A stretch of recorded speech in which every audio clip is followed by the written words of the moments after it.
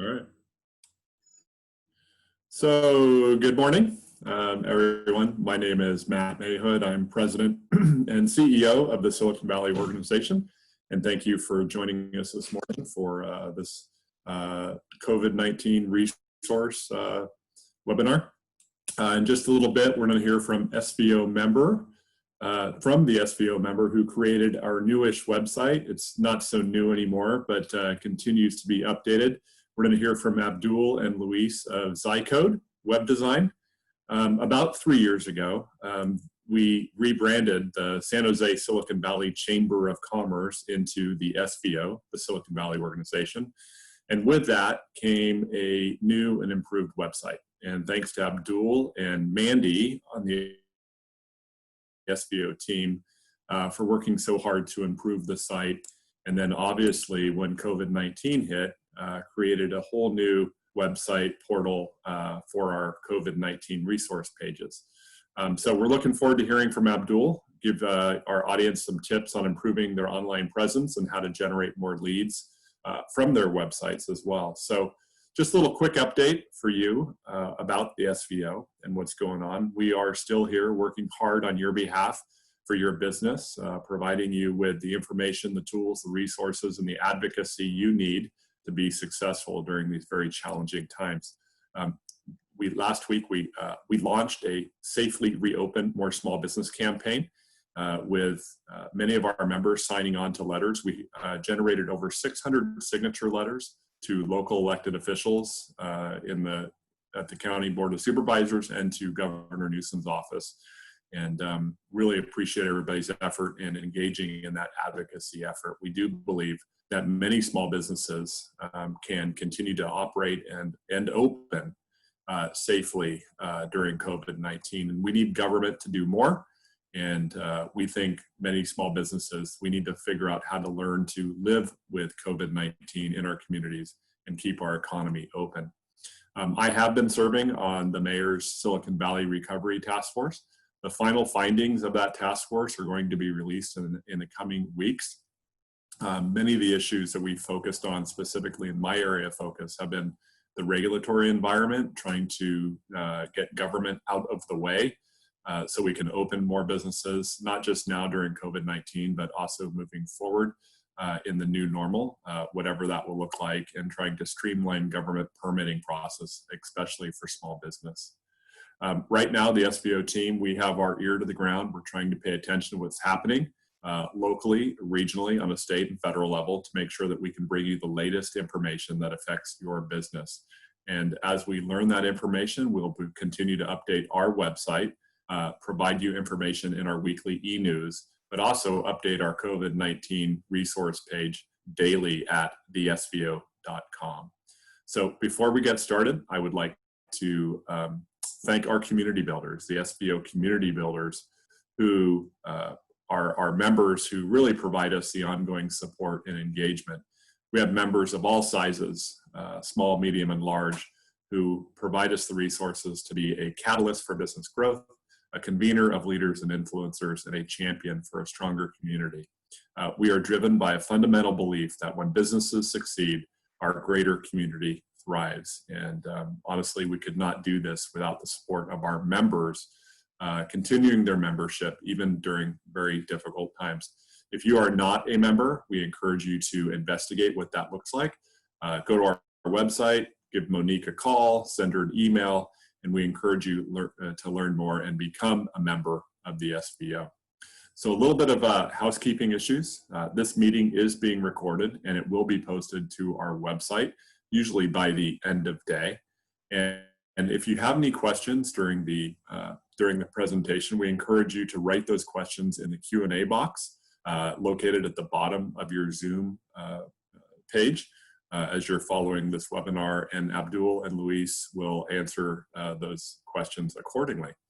So let's get back to today's webinar. And again, appreciate everybody being with us this morning. We're happy to have the man who developed and designed our website. Our website with the San Jose Silicon Valley Chamber of Commerce was really outdated and the information flow was really hard to follow. And XAICODE brought us into the 21st century with a new website. And then shelter in place and COVID-19, we had more people going online, going to our website, and a large majority of our leads during the shelter in place is coming from online visitors coming to the SVO website. So we have found that it's very important to have a strong and impactful online presence, especially here in Silicon Valley, where basically everybody just goes online to get all the information they need. And your website is a reflection of your business. So if you don't have a strong online presence, people are going to make that first really impression about your business based on your website. So we also know that a lot of things have changed during the pandemic. A lot of website strategies have changed, how consumers are browsing your website and how people are shopping and trying to receive services. So that being said, it's my pleasure to introduce Abdul Zainos. He's the founder of XAICODE.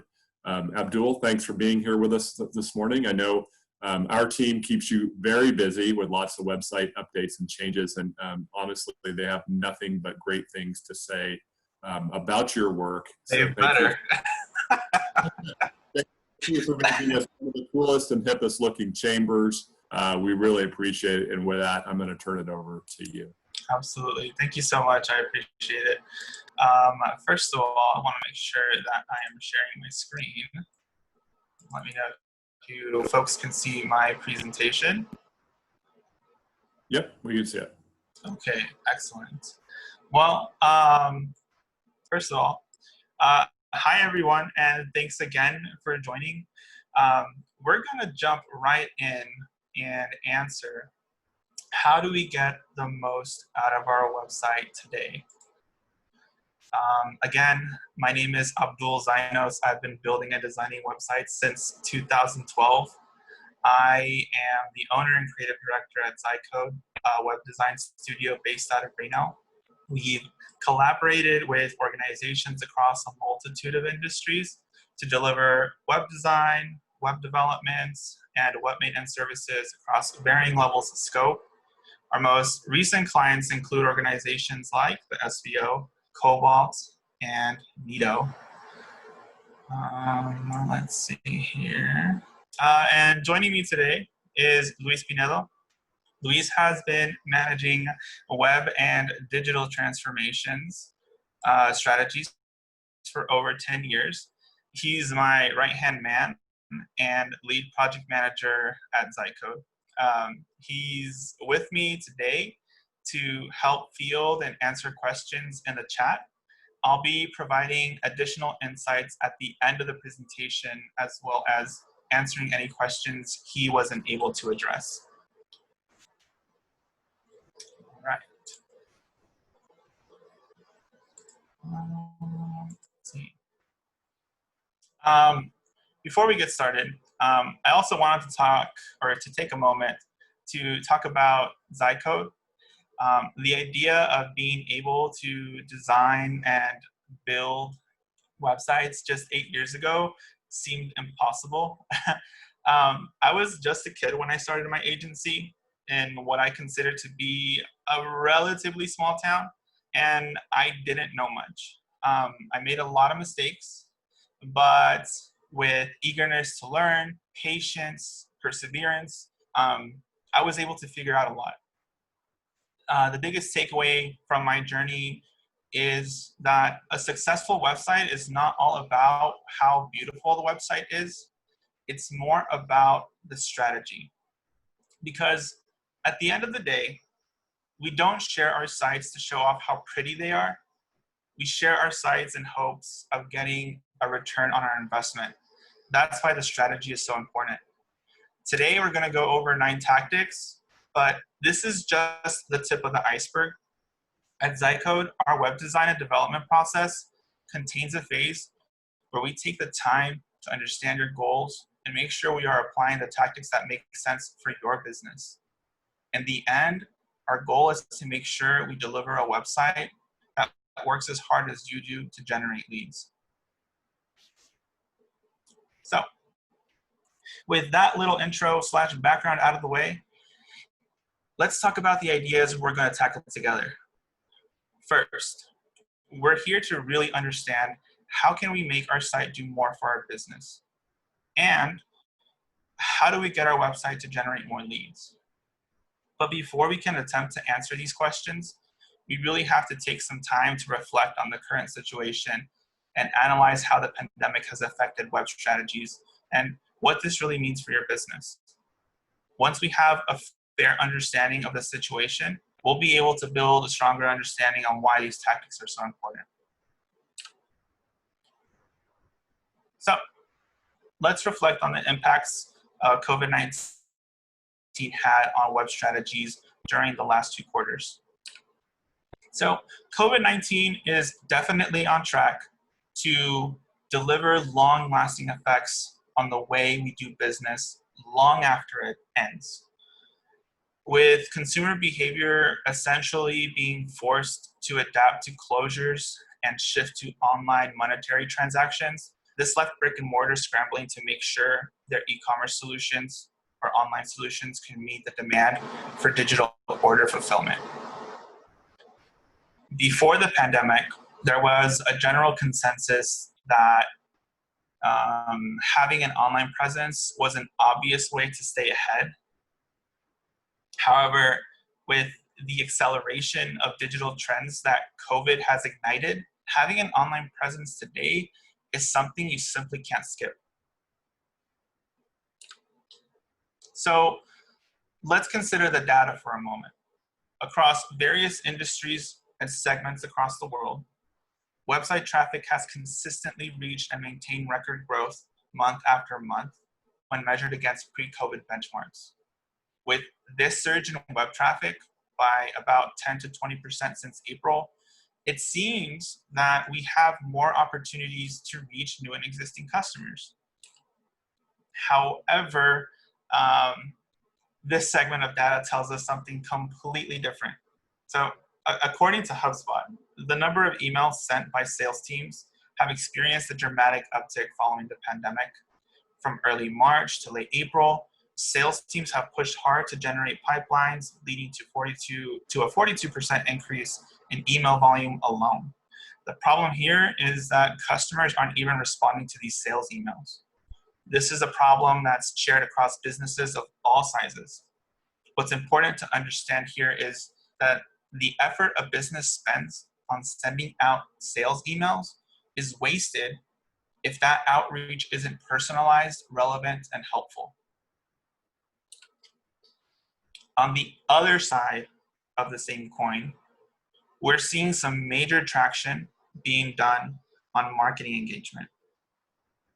This data is telling us that customers want to engage with brands and stay updated and informed on how organizations they're invested in are navigating COVID and responding to shutdowns. So, what does this data mean for your business?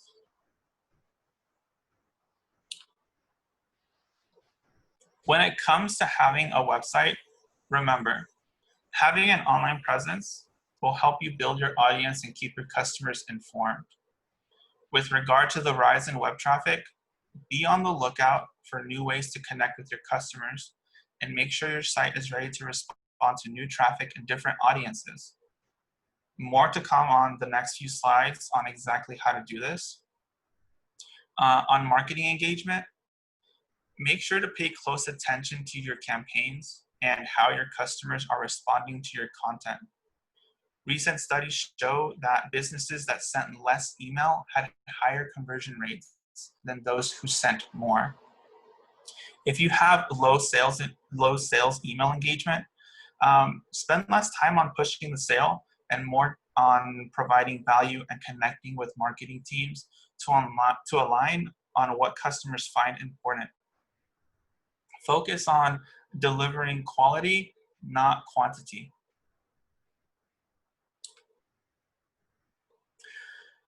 You know, I was taking a look at this article and many similar to it, and while we may not have the same outlook on the time it will take for us to come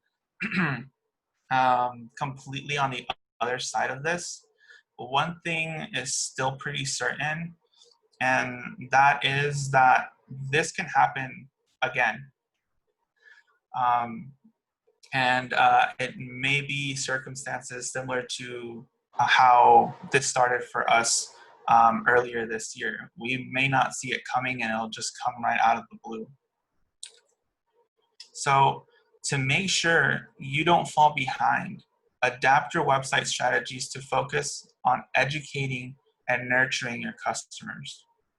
Remember, customers want to engage with your brand, but most aren't ready to buy. So it's important we deliver content that is relevant and solves a problem the first time they visit your site.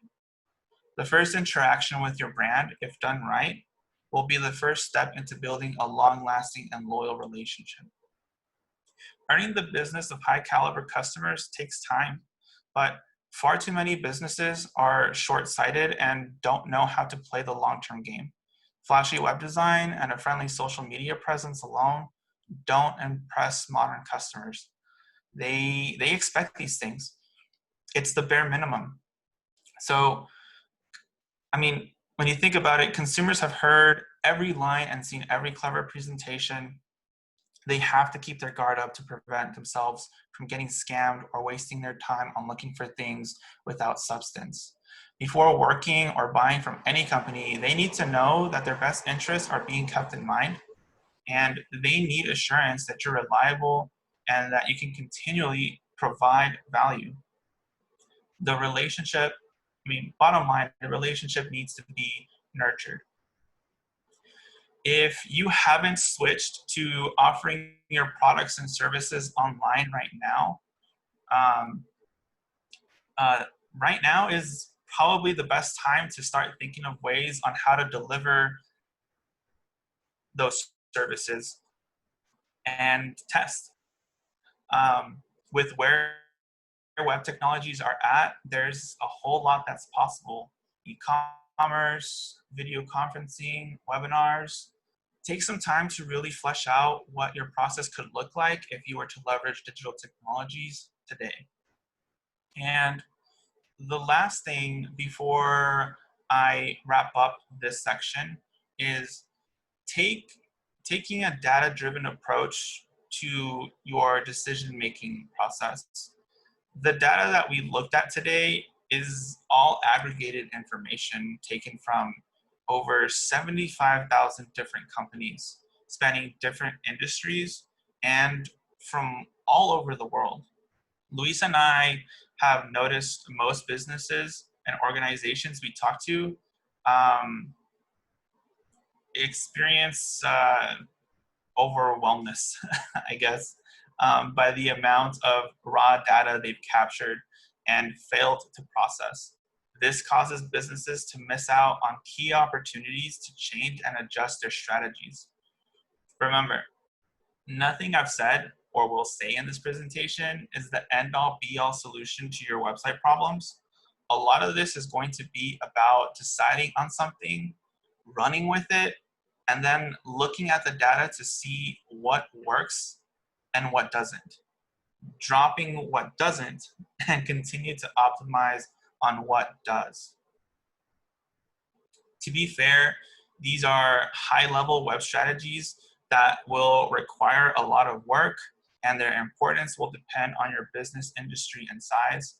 I want you to realize and understand that these aren't things that you can solve overnight.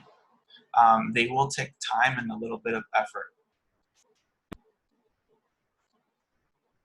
So with that in mind, I wanted to make sure you part today's presentation with 9 tactics that are really low-hanging fruit that any business can implement today with minimal effort and resources. It's important to understand that not all of these tactics will be right for your business. So take a look at your industry and your goals and your resources to determine whether or not implementing these tactics will align with your business objectives. Let me see, I'm just gonna check on the chat really quick. Let's see. Oh, okay. Looks like everything's being handled on that end.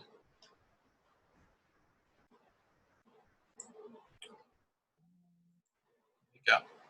All right, so with that said, let's get started. Number one, have a clear and unique value proposition. A lot of businesses, and I mean a lot of businesses, struggle with this. The easiest way to convey your value proposition on your website is by putting yourself in your customer's shoes and asking yourself if you can answer one question. What's in it for me? Within the first 5 to 10 seconds of visiting your website. If you continue to have trouble with this, I recommend calling on a friend or acquaintance, shamelessly, that hasn't seen your site and doesn't know about your business, and asking them if they know what your site is about and the solution you're trying to provide. Number two, have a keyword-rich description of how your product or service is different from your competitors. Tell us what makes your delivery unique and what sets you apart. Number three, include a value-driven call to action. Make it extremely clear to customers what the next step should be. Don't overload your homepage with a bunch of calls to action. There's an exception to that rule, and I'll talk about it in a second. But focus on making the experience simple and easy to follow. Again, tell the customer what you want them to do. So I wanted to take a moment to kind of like just pause and have you process these three things, or these three tactics first, and then I want to actually go through this site. Let's see. I hope you guys can still see my screen. Luisa, everything good? Can you still see my screen? Yep, all good. We can see it. Perfect. All right. So again, we come across websites all the time where, the worst offenders are the ones that have like a beautiful scenic mountain background and a quote from, the favorite quote from somebody that's inspiring, and it says, "Contact us." And it's not really clear what the business does or how they can help. All anybody sees when they land on a site is, this beautiful scenic mountain views and a quote. And so it's really confusing. So, one of the best examples that I was able to find was this tool, Buffer, that I actually use to manage my social media accounts. But the value proposition is that they're providing simpler social media tools for authentic engagement. The keyword-rich description here immediately lets clients know what to expect from Buffer and what makes them unique, right? And then a value-driven call to action is just the ability of being able to get started with this software for free and not having to provide a credit card to start is pretty huge.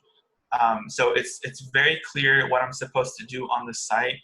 Again, we're seeing here some other tactics being implemented, and we're gonna go over these. But I just wanted to give you kind of a reference on how to implement these tactics. All right, let's go back to the slide.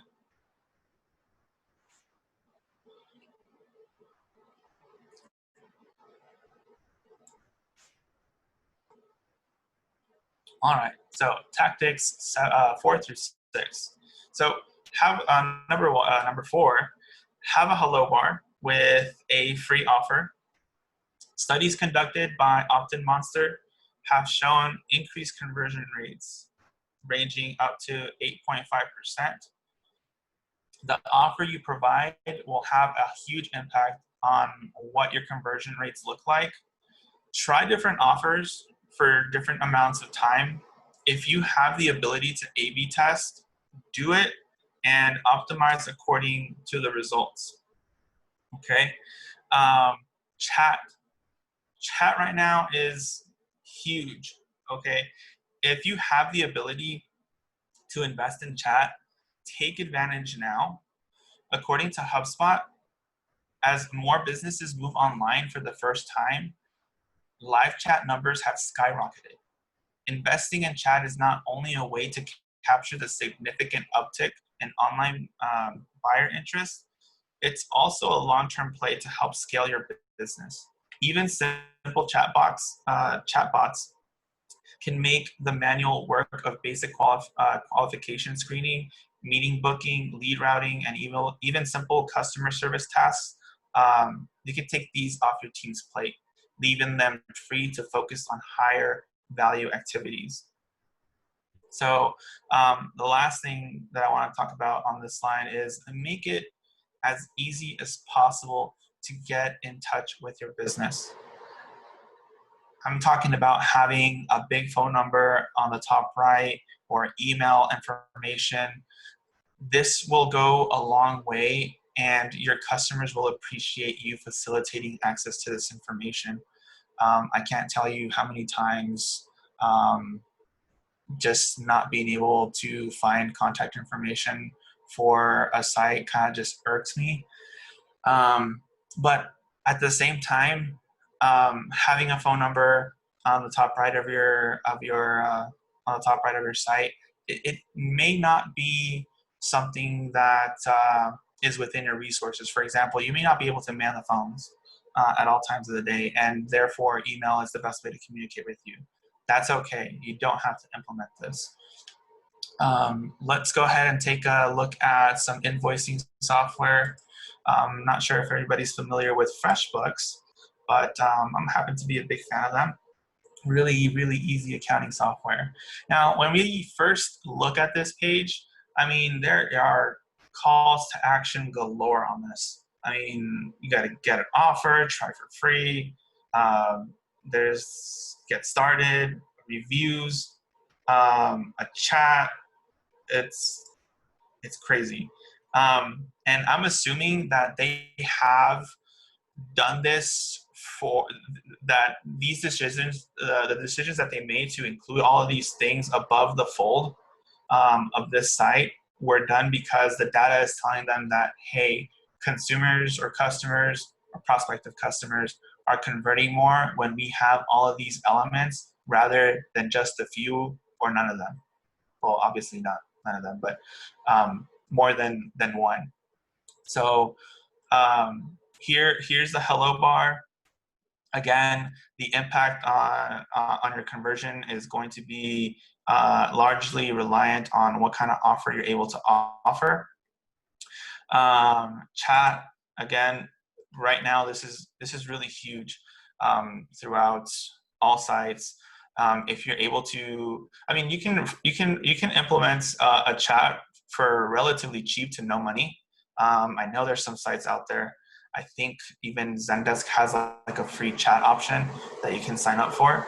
The functionality is a little bit limited, but if you're able to invest in like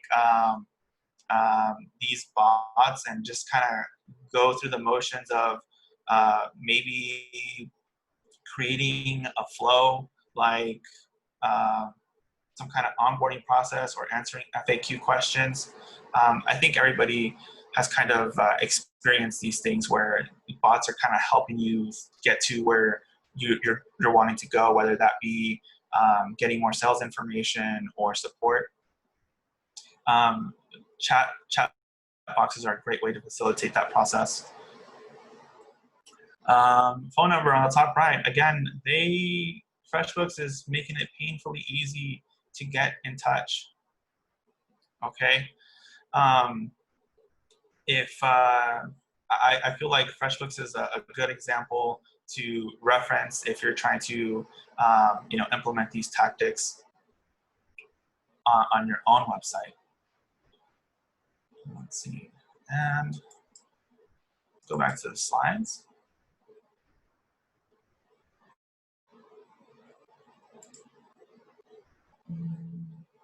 All right. Tactic number 7. A 30-second explainer video that goes a little more into your value proposition, your why, or provides a high-level overview of your products and your services will go a long way with your customers. Videos have extremely high engagement rates and value and can help you convey complex ideas visually, especially if you're offering a lot. And if you have a lot of services that you offer, focus on your flagship product or your flagship service. The second thing, number 8 is testimonials. Testimonials will help you build trust and credibility. Your testimonial section serves as a platform to show off how others have benefited from your product and your services. This is a powerful tool for establishing trust and encouraging potential buyers to take action.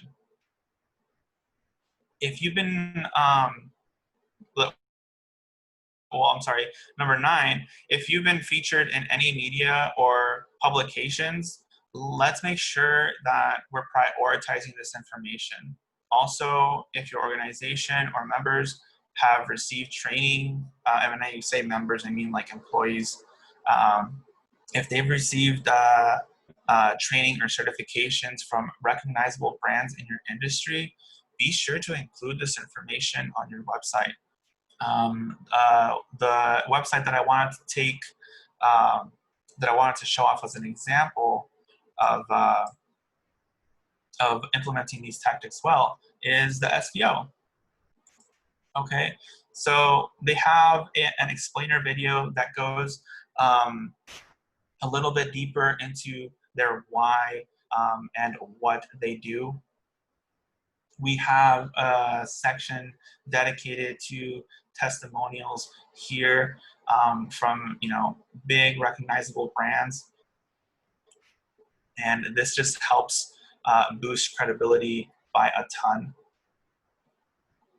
And then they have their their little section of logos.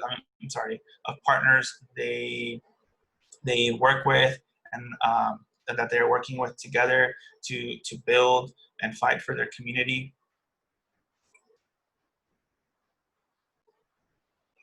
This is not exactly, these aren't certifications, but if you're working with large brands within your industry, let customers know. These are all ways that you can build credibility and trust with your customers.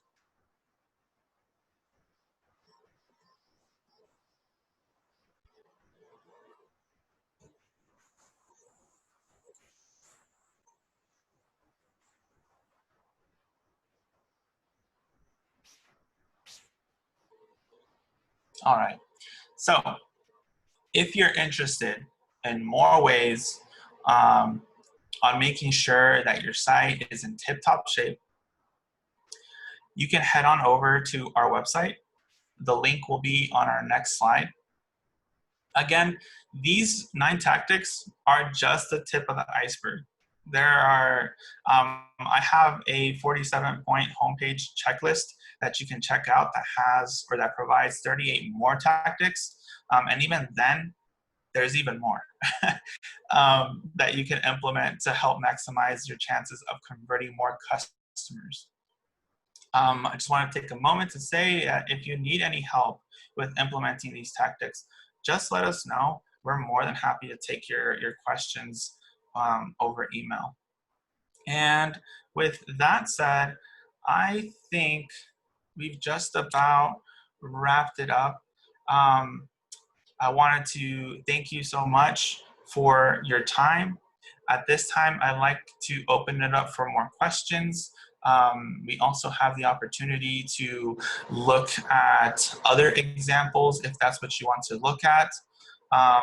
Let me know.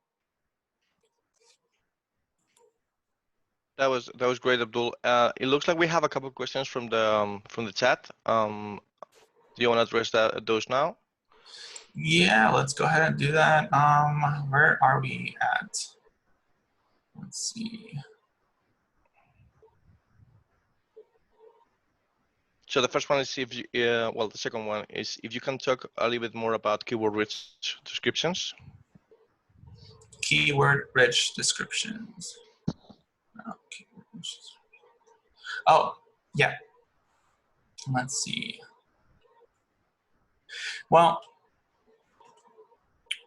there's a couple of ways that you can approach this. For example, some people don't know which keywords to include in their descriptions. A lot of that information can be taken from your competitors. So, for example, if I'm in the business of selling websites, and I really want to rank for web design services. Well, the easiest way, you have two options. You have number one, setting up an account with Keyword Planner and typing in web design services and see, kind of try to get a grasp of what's which sites are being ranked for this keyword, and then click on those websites that are ranking high for that keyword that you want to rank for, and see what the differences are between their website and your website. Do they have more content than you? Is their site more modern? Does it have a flow? Sites don't just rank for keyword rich copy, they rank for usability, they rank for speed. There's a whole algorithm that goes into ranking how high a site can rank. But that's what I would do in terms of coming up with these keyword descriptions. Yeah, there is a follow-up question from Bill. Is Keyword Planner a free service? So I think I can take that one. Yes, Bill, it is. So you just have to create an AdWords account, and then within AdWords, Google AdWords, or well, it is now called Google Ads. Just go to the Keyword Planner, and then you can check it out. It's pretty cool. Yeah, Keyword Planner. Let's see. Maybe I can also provide this link. Yeah. I'll provide you a link. It's the first after the ads. Is it this one? No, the first after the ads. The first after the ads. Dang it, always fall. Yeah, the first organic. Yeah. Got it. So yeah, I'll make sure to provide this in here.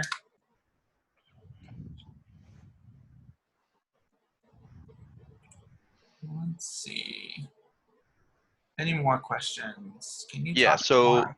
We have another from Stephen Guy. So can you discuss how to approach the landing page for a company selling intangibles with a typical lead time of 6 to 18 months? In other words, unlike Facebook's or product has a long selling cycle.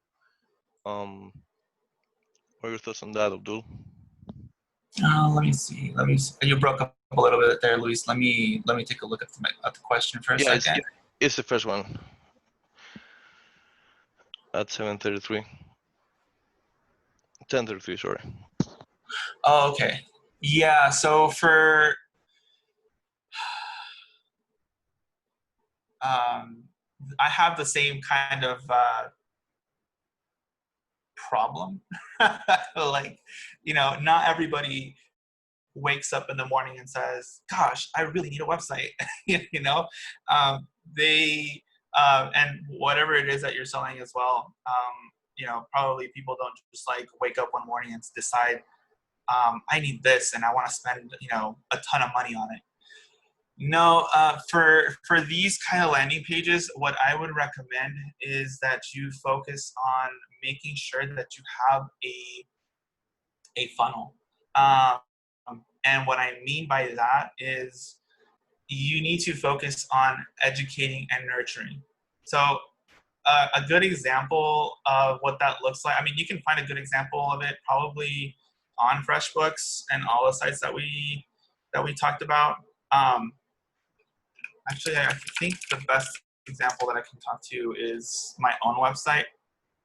So I realize that people don't want to, you know, purchase a website right when they get up.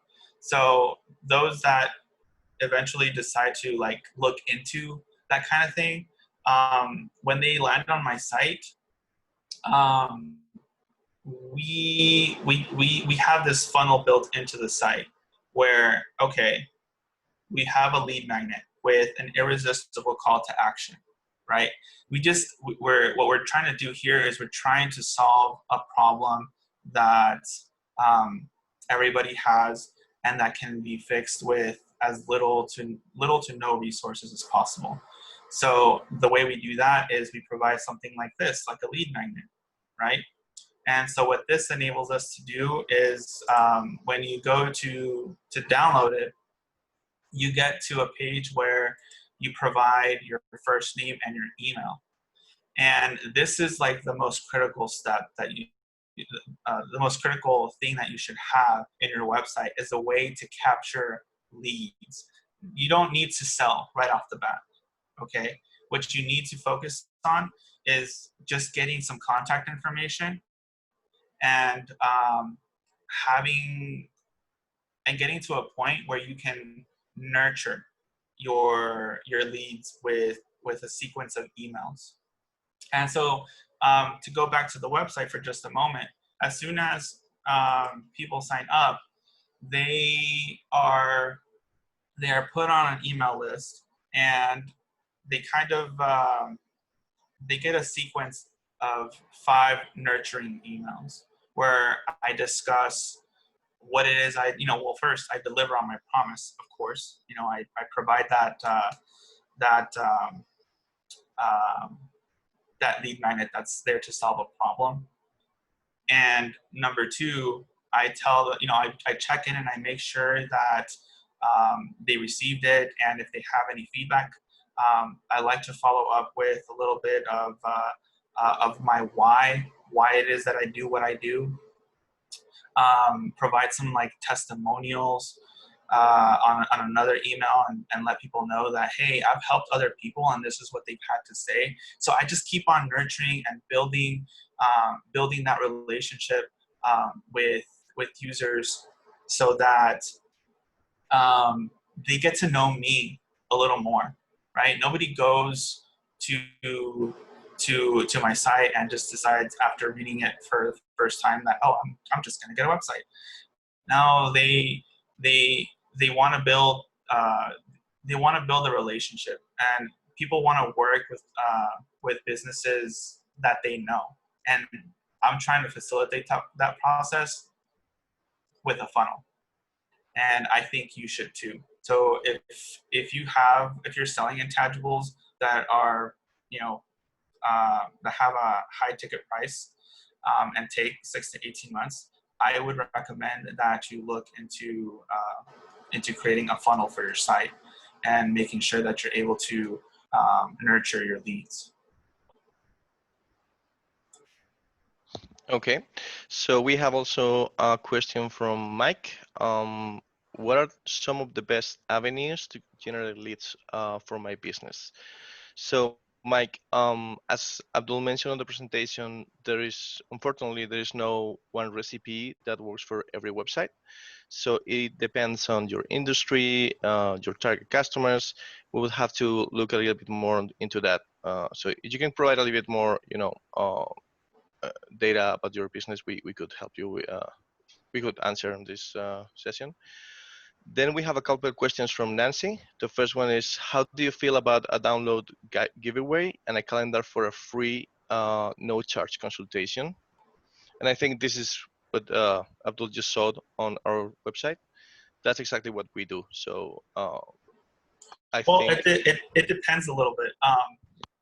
So for example, the value that your download or your giveaway or your calendar is going to provide will largely determine how much information you can ask for.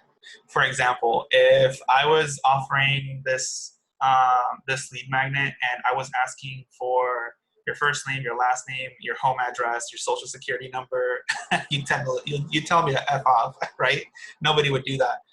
So whatever it is that you're providing or giving away, you have to, well, first, if you've never done it before, you have to kind of test out how much information you can request for providing that. So, for example, I think HubSpot's one of the companies that I know that they have lead magnets all over their site, and they request a ton of information. But I have no problem giving that information up because I know that everything that they provide is incredibly valuable, and I know it's not going to be wasting my time and a whole bunch of fluff without substance. Same thing, and HubSpot took many years to get to that point. They didn't just here I am, give us all this information and take a chance on this ebook. No, they built their credibility over many, many years of consistently publishing quality content. So if you feel, Nancy, that you're able to provide that, see how much information you can request. If you're not getting any kind of activity or engagement with that with that giveaway, tweak something. Whether that be dialing it back on how much information you're requesting, or changing the lead magnet completely. Okay, thank you. So I think we have a couple more questions from Nancy. What website scheduling tools do you recommend? I believe Squarespace bought something. Calendly? Yeah, Calendly, it's a name. This is the cool thing that all the kids are talking about these days. Calendly works well. It really depends on what on the extent of the features that you need for scheduling. Like for me, for example, I typically don't allow people to schedule their own meetings with me, just because in the past I've had some salespeople get through, and I'm like, dang it, now I have to listen for a whole 30 minutes. So what I use instead is, if clients approach me, I use, and I want to set up a meeting with them, but I don't want to do that endless back and forth. So, well, do you have this day open or this day open or whatever? I use a service called Mixmax. It lets me put in a calendar, or lets me put in a week of my calendar in here and let people choose and book automatically what time they can have a meeting with me, and they get sent a link and all that stuff, and it's just really, really easy. Awesome, thank you. Okay, and then we have another question from Nancy. Do you mean CRM as a funnel? No. Yeah, I think CRM is the tool to build the funnel, but the funnel itself is the path you want your customers to take, and you can do it in a in a lot of different ways. You can use a CRM like Salesforce, which helps you to implement workflows and automate the whole process, or you can just do it, on your website. Yeah. And then Nancy made a comment, which is also it's a really good one. You might want to mention it takes a good database on the back end to nurture leads. Also, you need to keep the database clean to be successful. And you're absolutely right, Nancy. That is really, really important. Yeah, I know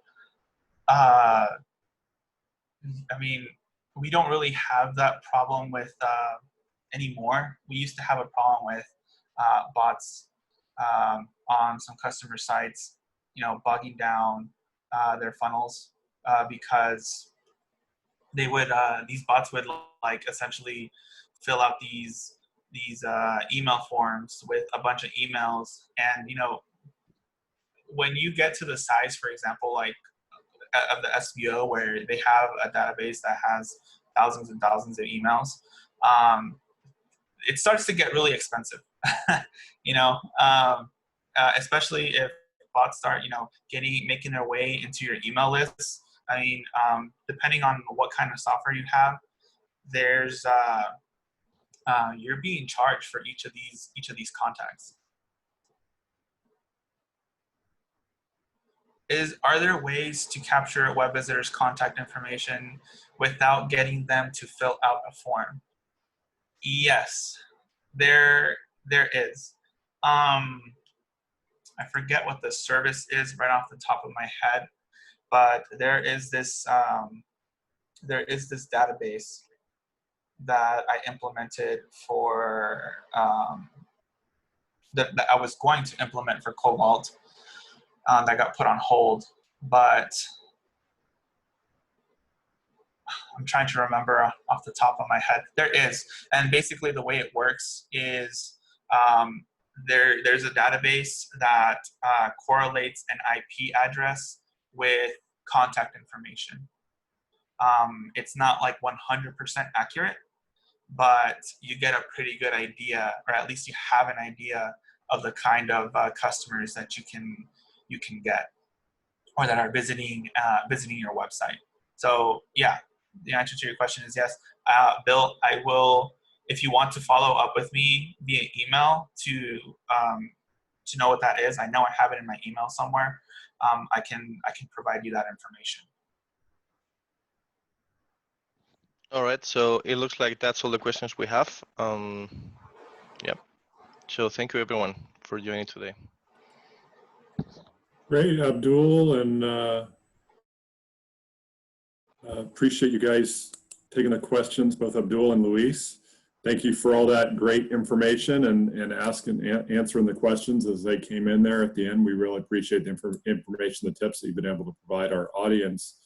And so appreciate also all the hard work that you guys give the SVO on our website, keeping it fresh and clean. Really do appreciate that. If anyone is out there needing a new website, the SVO highly recommends Abdul and his team. So be sure to reach out to him directly. And if you need their contact information, I think we put it in here, and you can reach out to them. And everyone who's logged in and still with us, appreciate you being with us this afternoon or this morning. The SVO is going to continue to advocate for a safe reopening of our economy in a manner in which our employees can work safely and customers can be in stores and shops and shop safely and be customers safely. We want to get our economy up and going and figure out ways to learn with COVID-19, because it appears it's not going away anytime soon.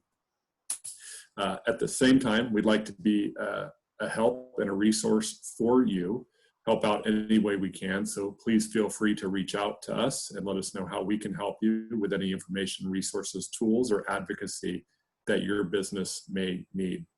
I'd encourage everybody to continue to practice the appropriate social distancing, or physical distancing, as I like to say. Wear a mask when you're out, and avoid the 3 C's. Avoid closed spaces, avoid crowded places, and close contact settings. That's the 3 C's that Asia has put in place, and they seem to work to avoid spreading COVID-19. So with that, we look forward to seeing you soon on our next webinar. Go out and have a healthy and prosperous day. Thank you so much, and bye-bye. Thank you. Thank you, everyone.